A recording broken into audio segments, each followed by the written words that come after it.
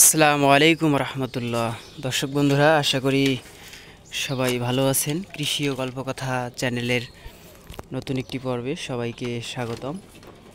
দর্শক বন্ধুরা, দেখতে পাচ্ছেন এখানে দুই প্রজাতির মুরগি আছে আমার। এটি হচ্ছে আমার শখের ছোট্ট একটি খামার। শখ করে এই খামারটা আমি চালাচ্ছি।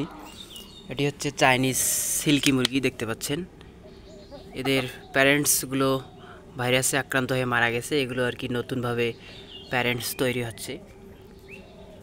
তিনটি রয়েছে। এটি হচ্ছে মোরগ, এটিও মোরগ, মাথার মধ্যে মুকুট দেখা যাচ্ছে। আর ওদিকে একটি দেখতে পাচ্ছি, এটি হচ্ছে মুরগি। এটি হচ্ছে মুরগি।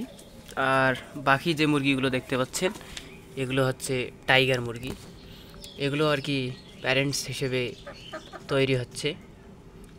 ডিমের জন্য এগুলোকে তৈরি করতেছি। এখানে খোলামেলাভাবে এগুলো থাকে, প্রাকৃতিকভাবে এগুলো বড় হচ্ছে।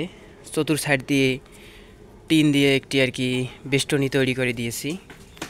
এটিকে বলে অর্ধ আবদ্ধ পদ্ধতিতে মুরগি পালন। রাতে এরা এখানেই থাকে, রাতে এখানে থাকে এবং সকালে দরজা খুলে দেওয়া হয়। দিনের বেলা এরা এখানেই আর কি চরে বেড়ায়, খাবার খায়। এখানে পানি দেই, বাড়তি আর কি খাবার দেই। অর্ধ আবদ্ধ পদ্ধতিতে এভাবে আমি মুরগিগুলো এখানে পালন করতেছি। আর এই ঘরের ভিতরে আগে মুরগি পালন করতাম, বর্তমান আর কি এটি আমার ছোট্ট হ্যাচারি হিসেবে এটি ব্যবহার করতেছি।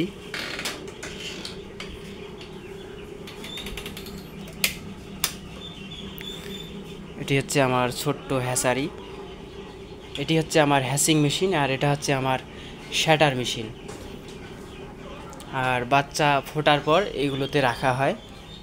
দেখতে পাচ্ছেন এগুলো, এখানে কিছু হাঁসের বাচ্চা রয়েছে। এগুলোর বয়স আজকে 8-9 দিন হবে। এগুলো হচ্ছে দেশি হাঁসের বাচ্চা। আজকে 7-8 দিন প্লাস হবে এদের বয়স। এখানে পানি দেওয়া থাকে, পানি শেষ হয়ে গেছে। আর এই ব্রুডিংটি আমার হচ্ছে অটোমেটিক। এখানে কন্ট্রোলার রয়েছে, যে পরিমাণ তাপ এদের দরকার আমি এখানে সেট করে দেই। অটোমেটিক এখানে তাপ কন্ট্রোল হয় এই কন্ট্রোলারের মাধ্যমে। বাচ্চাগুলো ওখানে হ্যাচিং হওয়ার পর আমি এখানে ব্রুডিং করি এবং বাচ্চা বেশি হলে এখানেও রাখি। আর এই যে এই মেশিন সম্পর্কে একটা যদি কারো প্রশ্ন থাকে যে এটা হচ্ছে আমার হ্যাচার মেশিন, সরি এটা হচ্ছে আমার হ্যাচার মেশিন, আর এটা হচ্ছে শ্যাটার। হ্যাচার এবং শ্যাটার হচ্ছে এই মেশিনে ডিম হচ্ছে শুধু তাপ পায়। এবং আমি একটু যদি আপনাদেরকে ভেতরের দৃশ্যটি দেখাই, দেখতে পাচ্ছেন এগুলো কিছু ট্রে রয়েছে। এই ট্রেগুলোর মধ্যে ডিম থাকে। বর্তমান আর কি ডিম হ্যাচিং হয়েছে, বর্তমান ডিম দেয় নাই। বর্তমান একটু ব্যস্ত, তাই হ্যাচিং আর কি অফ আছে। এগুলো হ্যাচিং হলেই শেষ। যেটা বলতেছিলাম, এখানে হচ্ছে ডিম তাপ পায় এবং এই মোটরের মাধ্যমে এই ডিমগুলো টার্নিং হয়। এখানে মুরগির ডিম